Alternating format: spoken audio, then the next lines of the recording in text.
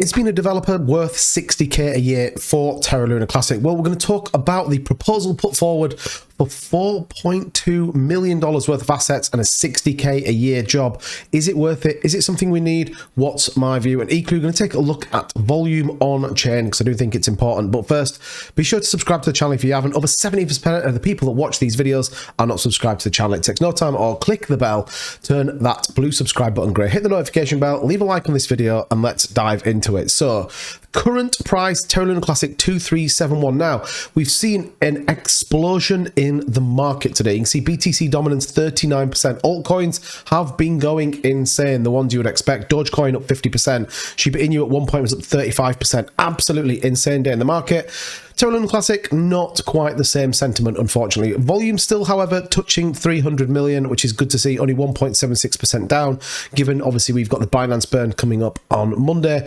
Market cap at 1.5 billion, ranked 36 cryptocurrency as we were yesterday. Now, there's a couple of things to look at on the technicals. We did drop to this lower level of support, this 235 level. We did bounce off it a number of times, and we currently are at 2374, so we are on an uptrend. See kind of where we get to, but quite volatile in the market. But you can see, look, a number of projects, a number of tokens going pretty insane today, as well as the big boys, Ethereum and BTC. And we all know Terra Luna Classic seems to underperform whenever we see BTC and Ethereum doing it. Likewise with SHIB, Terra Luna Classic seems to perform the opposite, where we see some decline in the major currencies versus what we're doing in Terra Luna Classic. But we will see kind of what this week looks like. We obviously have the validator nodes, and just for reference, by the way, I'm going to do a video on the validator nodes. I just want to let you guys know that I'm earning nearly $7 a day at current prices from staking. So if you're not already staking your Terra Luna Classic, be sure to check out the video coming soon on how you need to do it.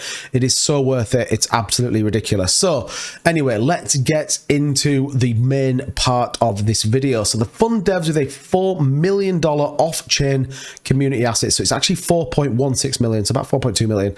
And it's a proposal by Alex, who's one of the, I mean, he's not really in the Terra Rebels, but one of the kind of original people. Alex Forshaw, he's put a couple of proposals forward.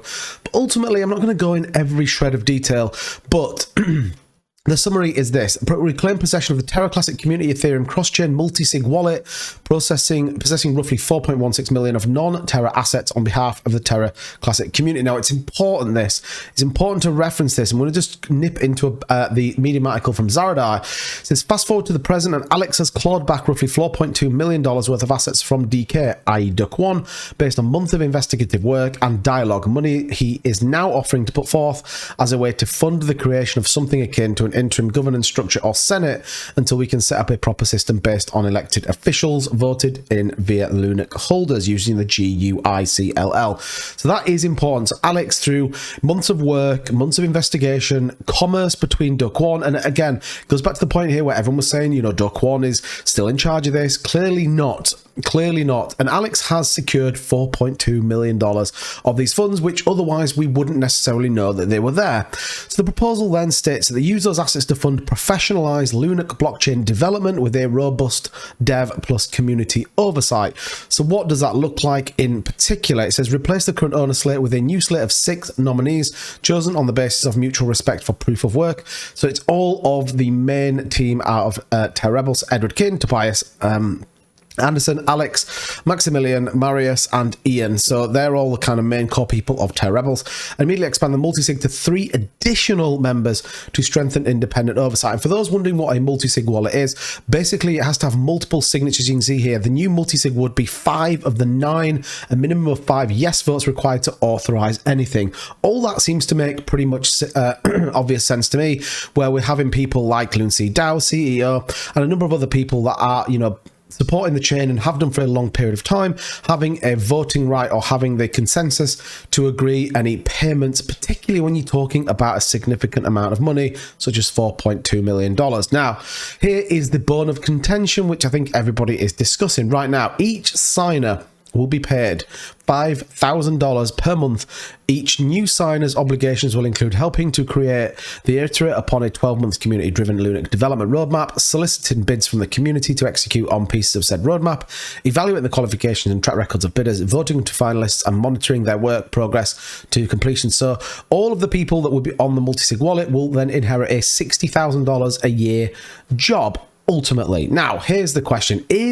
Should they get that amount of money? Is $5,000 the right amount of money or not? Well, I don't think it's as simple as saying yes or no. I think if we have developers running big blockchains, the number and the cost was significantly more. Again, Tobias talks about it in here, where there is a significant amount of money extra for big blockchains and people that hold those reports. So we have to be really mindful of that it says here, while it does pay $5K a month, it's safe to assume that all the key holders earn a higher hourly rate from their day jobs.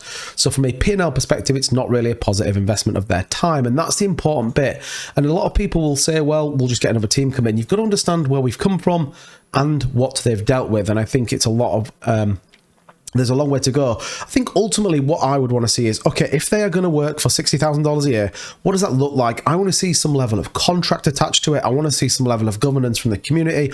I want to see something that money is being invested in, because what we can't do is just throw, that's a significant chunk of money. If it's over 9 people, you're talking just under $500,000 a year, 440K a year that we're investing into these people to uphold the blockchain. Bear in mind, they've got validator nodes, so they'll be earning roughly $9,000 a year. Is there or thereabouts what validator nodes earn, depending on what they do with the burn? So there is a lot of money going in, and equally we have to then see payback. I think that's important as investors in Luna Classic, and anyone who's bought Luna Classic, we are currently investors. So that's kind of where we sit. Again, I'm not against it, I'm not totally for it yet. I don't think it's as simple as just a yes or no answer. I think there has to be a bit more discussion, discourse, and some sort of contract base that would then be something the community can hold them to specifically. I think that is really, really important. Talks a little bit through the details specifically around it. You can see here, Multisig owners provide a summary of itemized expenses, so we are going to be paying expenses for these people as well. So again, it just feels like it needs a little bit more work through, other than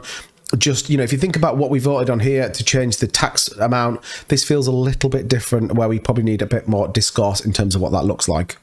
But let me know in the comments down below what you think of this. Do you think that we should go ahead with it? Do you think it's a good idea? I'm really interested to hear what your opinions are.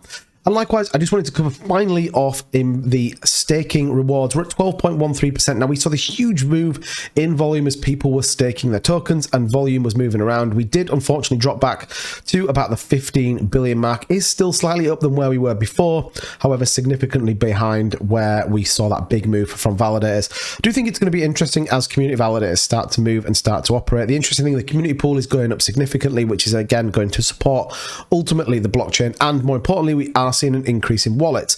Even if we go to the 30 days, we are roughly gaining about 5,000 wallets a day, which again is a positive sentiment for the overall ecosystem of Terra Luna Classic. So with that being said, are you on board with paying people $60K a year to support the Terra Luna ecosystem? What do you want to do with that $4.16 million? Do you think we need to have discourse, or do you think they've done enough to secure your vote? Well, let me know in the comments down below. And if you haven't already, subscribe to the channel to keep up to date with everything going on in cryptocurrency.